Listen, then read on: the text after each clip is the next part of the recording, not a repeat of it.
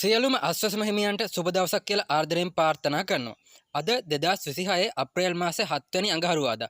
ඔන්න යාළුවනේ අද ජනාධිපතිතුමා මෙන්න මේ අස්වැසම ලාභීන්ට, ඒ කියන්නේ සියලුම අස්වැසම ලාභීන්ට සහන පැකේජයක් දෙන්න පාර්ලිමේන්තුවේදී කතා කරා. ඉතින් මෙන්න මේ සහන පැකේජය හම්බෙන්නේ යාළුවනේ ඔයාලට අප්‍රේල් මාසෙට විතරයි. එක පාරකට විතරයි. ඒ හින්දා පළවෙනි අදිරේ මෙන්ම දෙවෙනි අදිරේ අස්වැසම හිමියනුත් මේ වීඩියෝ එක මිස් නොකර බලන්න.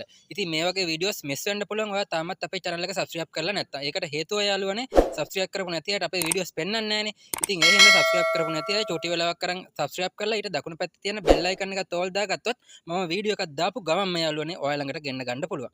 ඉතින් අපි බලමු මොකද්ද මේ අස්වැසම සහන පැකේජය කියලා. ඉතින් දැන් ඔයාලට මේකෙන් බලා ගන්න පුළුවන් අස්වැසම 5000 10000 ඒ වගේම 17500 මෙන්න මේ අස්වැසම කැටගරි 3 හැමෝටම සහන පැකේජයක් හඳුන්වලා දීලා තියෙනවා. මුලින්ම කියන්නම්කෝ අස්වැසම ලොකුම දීමනාවනේ යාළුවනේ 17500.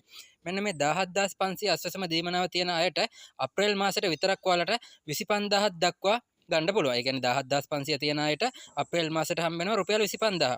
ඒ වගේම රුපියල් 10000 අස්වැසම දීමනාව තියෙන අයට යාළුවනේ අප්‍රේල් මාසෙට හම්බ වෙනවා 15000. ඒ වගේම 5000 අස්වැසම දීමනාව තියෙන අයට අප්‍රේල් මාසෙට හම්බ වෙනවා 7500. ඉතින් යාළුවනේ මෙන්න මේක තමයි සහන පැකේජය. ඊට අමතරව තව ගොවියන්ට පොහොර සහන ආධාර දීලා තියෙනවා. ඒ වගේම තෙල් සහන ආධාර මාස 3කට වගේ මෙන්න මේ කාලයකට දීලා තියෙනවා. මේ වගේ සහන ආධාර රසක් දීලා තියෙනවා. ඉතින් ඔයාලට වැදගත් වෙන්නේ මේ අස්වැසම සහන ආධාරනේ.